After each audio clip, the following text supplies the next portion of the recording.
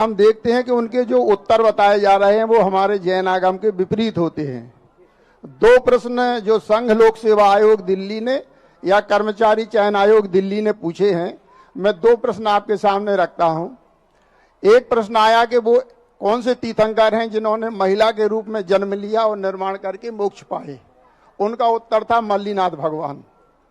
एक प्रश्न और आया पंच बालयती के बारे में, उन्होंने सिर्फ 2 बालयती माने कि कितने बालयती तीर्थंकर हैं, तो उसमें मल्लीनाथ और नेमिनाथ भगवान। इस प्रकार से देश की प्रतियोगी परीक्षाओं में जैन धर्म के आगम के विपरीत उत्तर बताए जा रहे हैं।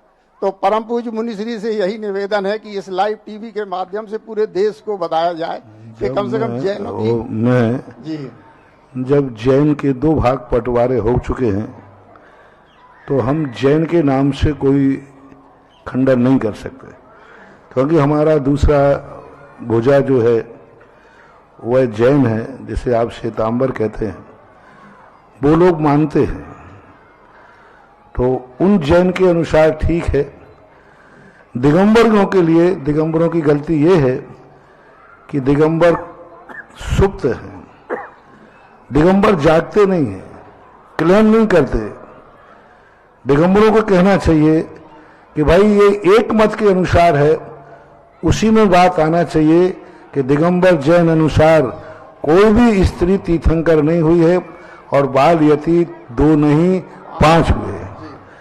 लेकिन अब वहां तो जैन नाम होता है, तो जो वहां पर अपना सोर्स बना लेता है उनका नाम छप जाता है। दिगंबर आज भी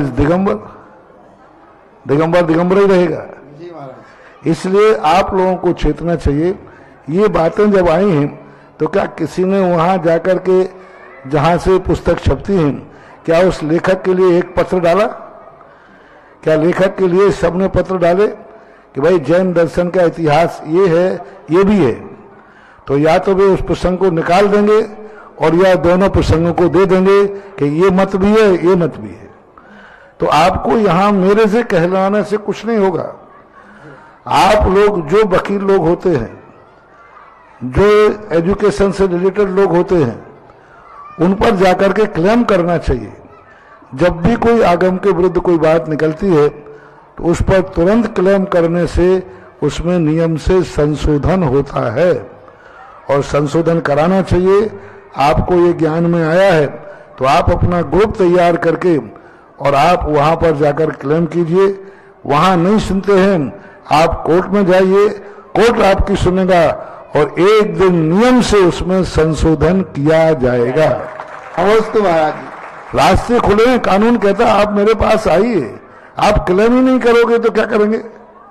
आप ये बात लेकर के आप वहां एजुकेशन जिन्होंने छापा उनके पास जाके और मुद्रक के पास जाइए, वहां का जो बोर्ड है उसके पास जाइए, और नहीं है तो एक आप एप्लीकेशन लगाइए कोर्ट में, कोर्ट आपको निर्णय देगा।